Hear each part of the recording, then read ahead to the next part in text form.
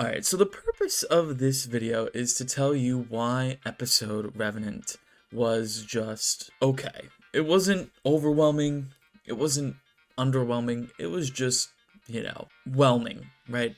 I think is the overall sentiment within the community. Like, nothing content-wise is truly bad, because, Tomb of Elders is a nice change of pace. I think maybe the loot and, the whole chest situation certainly does leave a bad taste in people's mouths, but certainly it's still a fun activity overall. The loot just, again, doesn't match quite the time investment that you have to make. Onslaught Salvation, if you like Onslaught, is pretty good.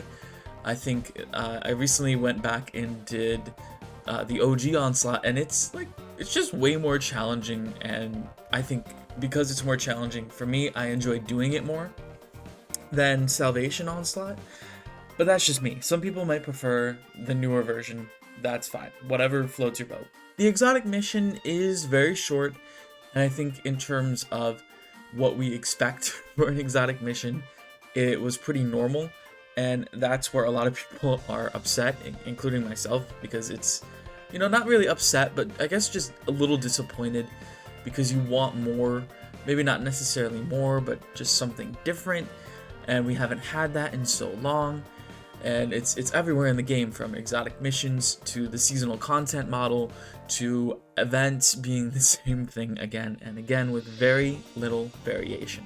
And I can sit here and try to be positive about this episode, which I try to be slightly positive because there are some good things, but again, all of it is gonna disappear when Frontiers comes out. So I can say really cool things about it, but if someone picks up Frontiers, they might watch this video and be like, well, this stuff sounds cool, I want to go play it, but you can't. And that's also another issue. But there's also the other side of the argument, which would be we'd have so many seasonal activities in the game that it would just be too much, right? So do you kind of just reinvent the ones that people enjoy, like the coil, or do you just keep creating new seasonal activities with different spins on them, with different challenges and different ways to get loot and whatnot?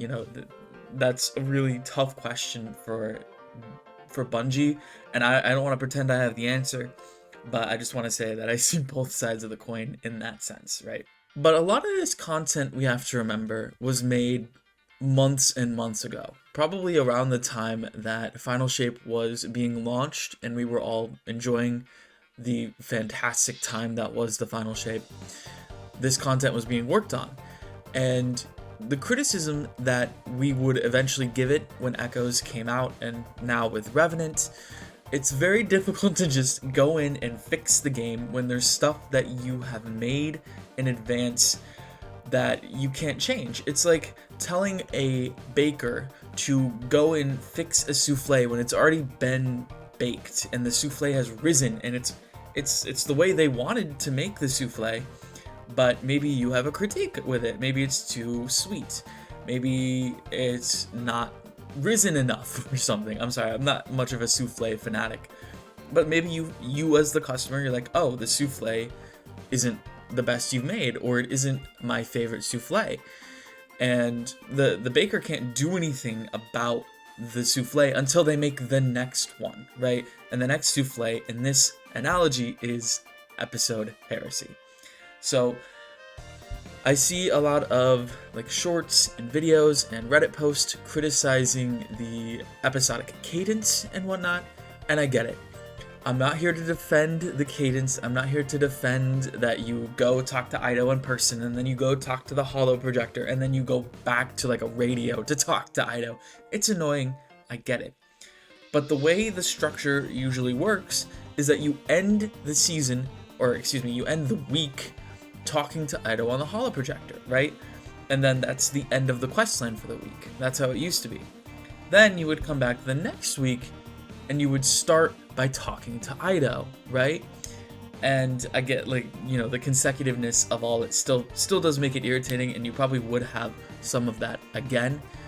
And I think they did talk about how Heresy is going to kind of get rid of the, go talk to Ido, go talk to Mithrax, go talk to the Spider, They're gonna kind of just, you know, be like, okay, talk to this one person, then you're good to go. Go do what you want to play.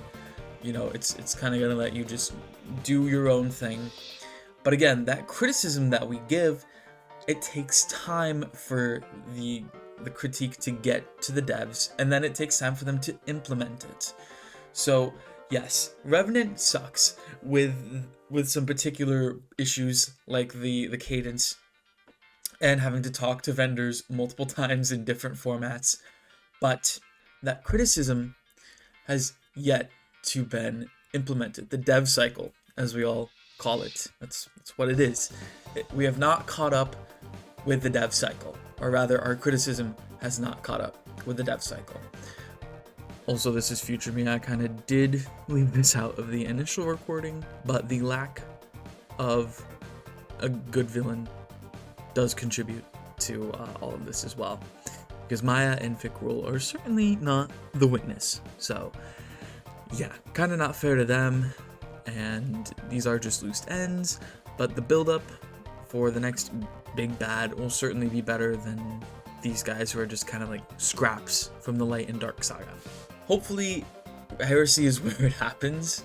I think if maybe we don't see that change that we are promised, then maybe we need some more criticism on the episode. But I mean, we have a month or so, a little less than a month until the release.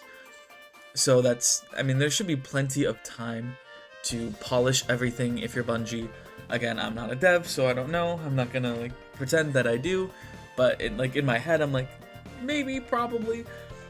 I mean, we'll see. The initial release might have some hiccups. It seems like every initial release has its hiccups nowadays. But hopefully not. I mean, that's the optimist in me, but more than likely, you know, there'll be launch bugs, the servers might crash, who knows. It's gonna be crazy, and I can't wait for it. I can't wait. Like, I'm excited to play more Destiny, even though I'm sure there's gonna be like tons of people telling me that I shouldn't be excited and I should go play Warframe, which, like, you might be right, but I'm still excited because I'm a Destiny fan, and I've been a Destiny fan for the past decade, and then some now at this point. So like I can't help it. Okay, I enjoy playing this game even now, even if it's in its worst time. I enjoy build crafting. I kind of enjoy PvP because I'm a sadist, or a masochist. Excuse me, I get those mixed up all the time. But yeah, I'm kind of entering Yap Town at this point, so I'm gonna wrap it up here. Just a little reminder at the end of the video: if you made it this far, let me know what you're enjoying in Destiny right now, if anything. And seriously, thanks for watching this far into the video. You listen to me more than my significant other does, and I appreciate it. I'm just kidding. They might watch this video too. They listen to me. But yeah, if you're not subscribed and you watch this far, please subscribe. A lot of people who watch these videos are not subscribed, and it's free, it's easy, it takes a click of a button, and I would really appreciate it. And yeah, that's it from me. Bye.